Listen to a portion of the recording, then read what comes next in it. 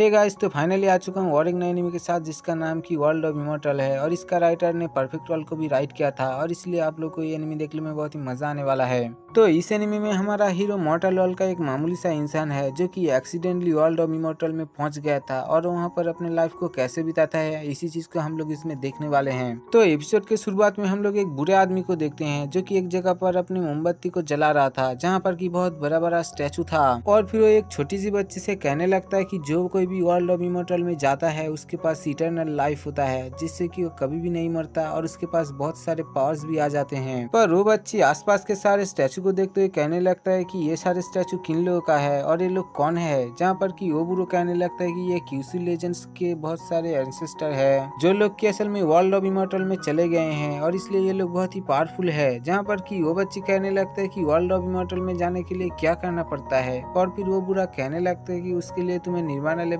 तक जाना होता है और फिर हेवन गेट को पार करने के बाद ही तुम वर्ल्ड ऑफ इमॉर्टल में जा सकते हो। जहाँ पर कि वो बच्ची कहने लगता है कि क्या आपने कभी वर्ल्ड ऑफ इमॉर्टल में गए थे? पर वो बुरा आदमी कहने लगता है कि मैंने 100 साल से कल्टीवेशन किया है पर मैंने कभी भी वर्ल्ड ऑफ इमॉर्टल में नहीं जा पाया क्योंकि मैं हर बार हेवनली गेट के सामने ही हार जाता था और इसलिए मैं कभी भी वर्ल्ड ऑफ इमॉर्टल में नहीं जा पाया। पर अगर तुम्हारे किस्मत में लिखा है तो फिर तुम इसमें जरूर जा पाओगे। और फिर अगले सीन में हम लोग क्यूसी सिटी को देखते हैं जहाँ पर कि सारे लोग जश्न मना रहा था क्योंकि पिछले 100 साल में कोई भी वर्ल्ड ऑफ इमॉर्टल में नहीं गया और आज एक लड़की वर्ल्ड ऑफ इमॉर्टल में जाने वाला है। और फिर हम लोग उस लड़की को देखते हैं जो कि कहने लगता है कि मैंने बहुत सा कल्टीवेशन किया है और बहुत सारे मेथड को ट्राई किया है जिसके बाद कि मेरे सामने एक मौका आया है कि मैं हेवनली गेट के आगे जा सकूं। और फिर हम लोग वहीं पर ही कुछ लोगों को बात करते हुए सुनते हैं जो कि कहने लगता है कि गॉडेस का एज जब 20 साल था तब उसने इतनी पावर को गेन किया था कि वो इस क्यूसी लेजेंड में सबसे ज्यादा पावरफुल और सबसे बेस्ट था और इसलिए वो जरूरी वर्ल्ड ऑफ इमॉर्टल को डिजर्व करता है। और फिर यहीं पर ही हम लोग एक छत के ऊपर एक आदमी को देखते हैं जो कि कुछ लोगों को हायर कर रहा था किसी आदमी को मारने के लिए जो कोई और नहीं है बल्कि हमारा हीरो है। और फिर यहीं पर ही हम लोग हमारा हीरो जियाओ चेन को देखते हैं जो कि आसपास ही घूम रहा था पर तभी वो नोटिस करता है कि कुछ लोग उसका पीछा कर रहा है और इसलिए वो वहाँ से भाग जाता है। और फिर उसके पीछा करने वाले सारे लोग तो उसे ढूंढ रहा था और वो लोग कहने लगता है कि वो आदमी यहाँ से गया कहाँ। जहाँ पर कि हम लोग देखते हैं कि हमारा हीरो तो एक सुनसान इलाके में आ गया था पर यहाँ पर भी वो सारे लोग उसका पीछा करते हुए चला गया था और इस बात का खबर जियाओ चेन को पहले से ही हो चुका था। और फिर जियाओ चेन सोच रहा होता है कि यहाँ पर अगर 7 लोग होगा तो फिर मैं उन लोगों से फाइट कर पाऊंगा, अगर 7 से ज्यादा होगा तो फिर मेरे लिए ये खतरे की बात हो सकता है। और फिर अचानक उनमें से एक बंदा जियाओ चेन के ऊपर अपने ब्लेड से अटैक कर देता है और उसे देख के और भी 2 असैसिनेटर उसके ऊपर अपने ब्लेड से अटैक कर दिया था पर जियाओ चेन तो उसे जंप कर ही डॉच कर लेता है जिसके बाद की वो ब्लेड्स पीछे जाके लगता है तो हम लोग देखते हैं कि वहाँ के सारे चीज तो चकनाचूर हो गया था। और फिर जियाओ चेन वहाँ के एक बैम्बू को पकड़ लेता है जिसके मदद से कि वो उन लोगों के ऊपर अटैक करने वाला था और फिर हम लोग देखते हैं कि वो सारे असैसिनेटर उसके सामने आ गया था। और फिर उन लोगों का लीडर कहने लगता है कि तुमने गॉडेस मेजेस्टी का रॉयल मेट को किल किया है इसलिए तुम्हें इसका सजा जरूर मिलेगा और इसी वक्त तुम्हें यहाँ पर मरना होगा। और फिर वो अपने सारे आदमी को उसके ऊपर अटैक करने के लिए भेज देता है। और फिर हम लोग देखते हैं कि जियाओ चेन तो उस बैम्बू को लेकर उन लोगों को बहुत ही अच्छे से धो रहा था और उसके सामने कोई भी टिक नहीं पा रहा था और वो एक एक करके सब लोगों को ही मार रहा था। और फिर जियाओ चेन उस बैम्बू को फेंकते हुए एक तलवार को पकड़ लेता है उस असैसिनेटर से फाइट करने के लिए जिसके बाद हम लोग देखते हैं कि वो असैसिनेटर भी अपने शॉट को बाहर निकाल लिया था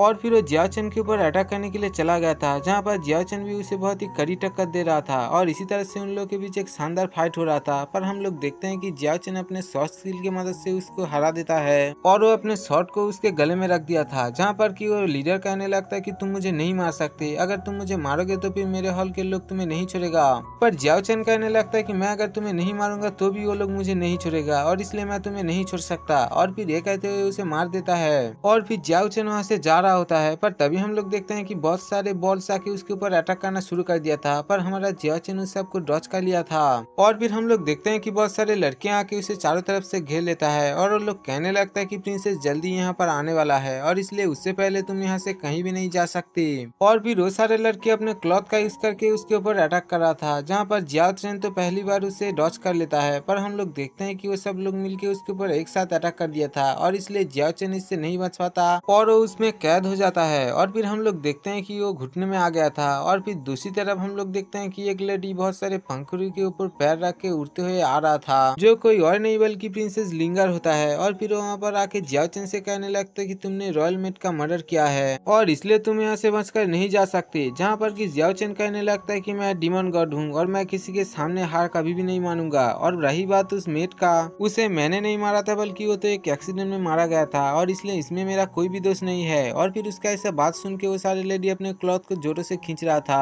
पर तभी हम लोग देखते हैं कि जियाओ चेन का डिवाइन पावर एक्टिवेट हो गया था, जिसे देख के कि वो लड़की कहने लगता है कि इसका पावर कुछ अजीब है क्योंकि ये बाकी सबसे बहुत ही अलग है। और फिर जियाओ चेन अपने पावर की मदद से अपने आप को आजाद कर लेता है, जिसके बाद कि वो लिंगर के ऊपर अटैक करने के लिए चला गया था। पर हम लोग देखते हैं कि लिंगर अपने एक हाथ से उसे दूर हटा देता है और उससे कहने लगता है कि तुम कभी भी मुझसे नहीं जीत सकते। पर हम लोग देखते हैं कि जियाओ चेन उसके ऊपर अटैक करना शुरू कर दिया था। पर हम लोग देखते हैं कि लिंगर उसके सारे अटैक को बहुत ही आसानी से डॉच कर रहा था। और फिर लिंगर अपने 2 उंगली की मदद से जियाओ चेन को दूर हटा देता है, जिसके बाद कि वो अपने शॉट की मदद से उसके ऊपर अटैक करने के लिए चला गया था। पर हम लोग देखते हैं कि जियाओ चेन भी अपने पावर का यूज करके उसके सामने एक बैरियर क्रिएट कर दिया था। पर लिंगर के पावर के सामने उसका बैरियर टिक नहीं पाता और वो बैरियर टूट जाता है। पर तभी हम लोग देखते हैं कि जियाओ चेन वहाँ से भाग गया था और इसलिए लिंगर भी उसके पीछे जाने के लिए तैयार हो चुका था। और इसलिए वो अपने सारे मेट से कहने लगता है कि तुम सब लौट के जाओ और मैं इसके पीछे जाता हूँ। और फिर ये कह के उसके पीछे जाने लगता है। और फिर हम लोग देखते हैं कि लिंगर उसका पीछा करते हुए उसके ऊपर अटैक कर रहा था और उससे कहने लगता है कि तुम मेरे हाथ से भागकर नहीं बच सकती।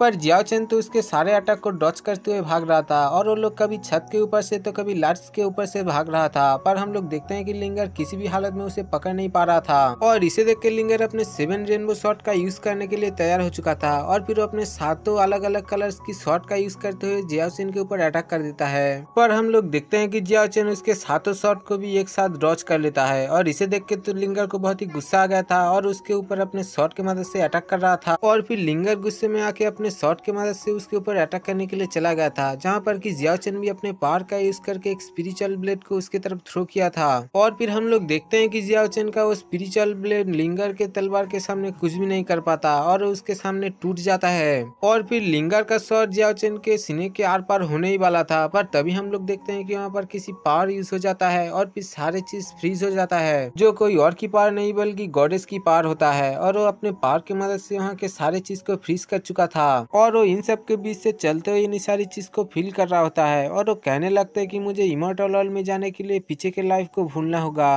होगा उन्हीं सारी लोगों को जिसने की मेरा मदद किया है, जिन लोगों के साथ की मेरा कोई रिलेशन था। असल में इटर्नल लाइफ तो बहुत ही अच्छी चीज होता है जिसे कि सब लोग पाना चाहता है, पर फिर भी यहाँ पर जाने पर तुम बिल्कुल अकेले हो जाते हो और इसलिए तुम्हारे पास कोई नहीं होता। और फिर गॉडेस चलते चलते जियाओ चेन और लिंगर के पास आ गया था और फिर वो अपने पावर का यूज करके लिंगर के शॉट के पॉइंट को थोड़ा सा साइड हटा देता है और फिर से सब कुछ नॉर्मल हो गया था। और फिर हम लोग देखते हैं कि गॉडेस के वजह से लिंगर का शॉट उसे टच नहीं कर पाता और जियाओ चेन बचकर वहाँ से भाग जाता है। और फिर लिंगर सोच रहा होता है कि ऐसा कैसे हो सकता है क्योंकि मेरा पॉइंट तो बिल्कुल ठीक था। और फिर हम लोग देखते हैं कि लिंगर भी उसे छोड़ने के लिए रेडी नहीं था और इसलिए वो भी उसका पीछे चला जाता है। और फिर हम लोग देखते हैं कि एक लड़की एक लड़के से पूछने लगता है कि यहाँ पर असल में हो क्या रहा है और ये सब लोग इतना जश्न क्यों मना रहा है। पर वो लड़का कहने लगता है कि यहाँ पर गॉडेस आज इमॉर्टल वर्ल्ड में जाने वाला है और इसी की खुशी में सब लोग यहाँ पर जश्न मना रहा है, क्योंकि पिछले 100 सालों में किसी ने भी वर्ल्ड ऑफ इमॉर्टल के गेट को ओपन नहीं कर पाया और इसलिए सब लोग यहाँ पर बहुत ही खुश है। और फिर हम लोग देखते हैं कि गॉडेस एक खूबसूरत जगह में आ गया था जहाँ पर कि पेड़ों से चमकते हुए पत्ते निकल रहा था। और फिर हम लोग देखते हैं कि गॉडेस के वहाँ पर आने से ही उस पेड़ में बहुत सारे पत्ता हो गया था, जो कि दिखने में काफी कूल लगता है। और फिर हम लोग देखते हैं कि गॉडेस अपने वर्ल्ड ऑफ इमॉर्टल के गेट को ओपन करने के लिए तैयार हो गया था। और फिर हम लोग देखते हैं कि उसके सामने आसमान में एक फॉर्मेशन ओपन हो गया था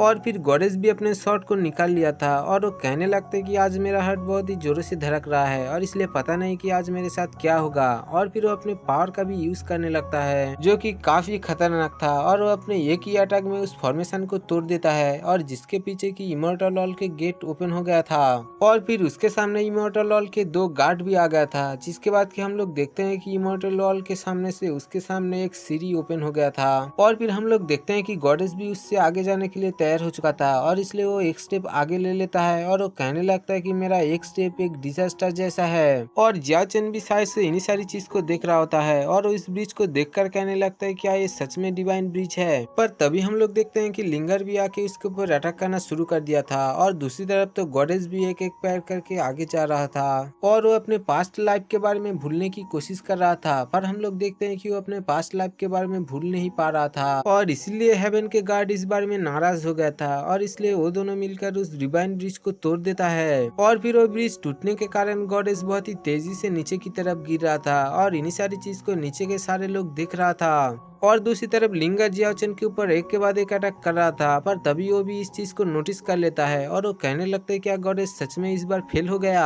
और गॉडेस गिरते हुए अपने प्यार जियाओची के बारे में सोच रहा होता है और वो कहने लगता है कि मेरा प्यार तो एक इमोर्टल लव है और इसे मैं कभी नहीं भूल सकता। पर फिर भी वो हार मानने के लिए तैयार नहीं था और इसलिए वो किसी दूसरे प्लान के बारे में सोच रहा था। दूसरी तरफ हम लोग देखते हैं कि लिंगर अपने फुल पावर का यूज करते हुए जियाओचेन के ऊपर अटैक कर रहा था और उससे कहने लगता है कि आज तो मैं तुम्हें जिंदा नहीं छोड़ूंगा और फिर एक करके उसके ऊपर अटैक कर देता है, जहाँ पर कि हम लोग देखते हैं कि जियाओचेन हटते हटते खाई के सामने आ गया था और फिर हम लोग देखते हैं कि लिंगर फिर से उसके ऊपर अटैक कर देता है, जिसके कारण कि लिंगर के साथ ही जियाओचेन वहाँ से नीचे गिर जाता है और इसी दौरान जियाओचेन के हाथ से उसके बहन के दिया हुआ ब्रेसलेट निकल जाता है। दूसरी तरफ हम लोग देखते हैं कि गॉडेस अपने बीस्ट को लेके उसी हेवनली गेट की तरफ बढ़ रहा था और इस बात से वो दो हेवन की गार्ड गुस्सा हो गया था और इसलिए वो अपने हथियार को लेके उसके ऊपर अटैक करने के लिए तैयार हो चुका था, जहाँ पर कि हम लोग देखते हैं कि गॉडेस भी अपने तलवार को लेके तैयार हो चुका था और फिर वो अपने एक ही अटैक में वो दोनों गार्ड का टुकड़े टुकड़े कर देता है और फिर हम लोग देखते हैं कि वर्ल्ड ऑफ इमोर्टल के लाइट एक्टिवेट हो गया था और वो लाइट गॉडेस के साथ साथ जियाओचेन और लिंगर के ऊपर भी पड़ रहा था और इसी के कारण गॉडेस के साथ साथ जियाओचेन और लिंगर भी उस वर्ल्ड ऑफ इमोर्टल में पहुंच जाता है और इसी दौरान जियाओचेन के अपने बहन के बारे में याद आ रहा था, जिसने कि उसे वो लाल कलर की ब्रेसलेट दिया था और फिर हम लोग देखते हैं कि जियाओचेन बहुत ही इंजर्ड होने के कारण वर्ल्ड ऑफ इमोर्टल में जाके बेहोश होकर गिरा हुआ था। पर हम लोग देखते हैं कि वर्ल्ड ऑफ इमोर्टल का नजारा बहुत ही खूबसूरत था और वहीं पर ही हम लोग एक लोटस को खिलते हुए देखते हैं, जिसके अंदर से कि एक यूनिकॉर्न बाहर आता है जो कि दिखने में काफी खूबसूरत था और फिर वहाँ से जाके सीधा जियाओचेन के पास पहुंच जाता है और फिर वो जियाओचेन को अच्छे से घूर घूर के देख रहा था और फिर जियाओचेन के होश आने के कारण वो यूनिकॉर्न वहाँ से भाग जाता है, जिसके बाद कि हम लोग देखते हैं कि जियाओचेन वहाँ कर उठकर अपने ब्रेसलेट को पहले ले लेता है और वो यहाँ के नज़ारे को देख के बहुत ही हैरान था और वो कहने लगता है कि मैं एक कैसी जगह पर आ गया जहाँ पर कि फिश भी आसमान में उड़ रहा है और फिर जियाओचेन यहीं पर ही आसपास घूमकर सारे नज़ारे को देख रहा था। पर तभी हम लोग देखते हैं कि उसके सामने तालाब के अंदर से एक बहुत बड़ा सा ड्रैगन बाहर आता है और वो ड्रैगन चीखता है तो जियाओचेन को तो उसकी आवाज सुनाई भी नहीं देता और उसका दिमाग बहुत ही जोरों से दर्द कर रहा था और फिर हम लोग देखते हैं कि वो वहाँ से नीचे गिर जाता है, जिसके बाद कि वो ड्रैगन के केप के अंदर चला आया था क्योंकि उसके सामने ड्रैगन के बहुत सारा अंडा था और इन्हीं सारी चीज को देख के जियाओचेन समझ चुका था कि वो वर्ल्ड ऑफ इमोर्टल में पहुंच चुका है और इसलिए वो थोड़ा सा घबरा गया था। पर वो उस अंडे को देखकर कहने लगता है कि ये अंडा बहुत ही रेयर है और इसलिए मैं यहाँ पर ऐसे नहीं छोड़ सकता और फिर वहाँ से एक अंडे को उठाकर लेकर जंगल की तरफ जा रहा था और वो सोच रहा होता है कि हमारा जो लेजेंड्स है उन लोगों के पास तो ऐसा ही ड्रैगन था और इसलिए ऐसा लगता है कि उन लोगों को यहाँ से ये ड्रैगन मिला था। पर तभी वो वहाँ पर लिंगर के मास्क को भी देख लेता है और इसलिए वो थोड़ा सा घबरा गया था और वो कहने लगता है कि शायद वो भी इस वर्ल्ड में आ गया है और इसलिए मुझे यहाँ पर थोड़ा सा सावधान रहना पड़ेगा। पर हम लोग देखते हैं कि इन्हीं सारी चीज को ऊपर से एक बंदा और एक बंदी देख रहा था, जहाँ पर कि वो बंदी कहने लगता है कि इसका लक तो बहुत ही अच्छा है, देखो कि इसे एक ड्रैगन का एग मिल गया है। पर वो बंदा कहने लगता है कि इसके पास से अंडर लेने से पहले हमें देखना होगा कि ये बंदा पावरफुल है या नहीं, क्योंकि वो अगर पावरफुल होगा तो फिर वो हम लोग के लिए एक खतरा साबित हो भी सकता है। और फिर हम लोग देखते हैं कि यहाँ पर बारिश भी शुरू हो गया था और इसलिए जियाओचेन ने एक जगह को ढूंढ रहा था जहाँ पर कि वो छुप सके और फिर वो चलते चलते गुफा में आ गया था, जिसके अंदर की बहुत बड़ा बड़ा स्टैचू था, जिसे देख के कि जियाओचेन बहुत ही हैरान था। पर तभी वो सुनता है कि कोई इस तरफ आ रहा है और इसलिए वहाँ पर छुप जाता है, जिसके बाद कि हम लोग देखते हैं कि वो दोनों बंदा और बंदी है जो कि नाटक करते हुए आ रहा था, जहाँ पर कि वो लड़की उस लड़के से कह रहा होता है कि जल्दी से चलो वरना हम तो बारिश में भीग जाएंगे। पर जियाओचेन को तो उन लोगों के ऊपर शक हो रहा था और इसलिए वो अपने अंडे को वहाँ पर पत्थर के अंदर छुपा देता है और फिर वो दोनों वहाँ पर आके जियाओचेन को देख लेता है और फिर वो लोग कहने लगता है कि अरे यहाँ पर पहले से ही तो कोई आ गया है और फिर वो बंदा जियाओचेन को ग्रीट करते हुए कहने लगता है कि मैं यूडियन सेक्स से फेंग हूँ और हम लोग बारिश से बचने के लिए यहाँ पर आए हैं और इसलिए उम्मीद है कि आप हमें यहाँ पर थोड़ा सा जगह देंगे ताकि हम लोग यहाँ पर रात को बिता सके। और फिर यहीं पर ये एपिसोड खत्म हो जाता है। इसके अगले एपिसोड को देखने के लिए आपको हमारे चैनल को सब्सक्राइब करना होगा ताकि उसका नोटिफिकेशन सबसे पहले आपके पास पहुँच जाए।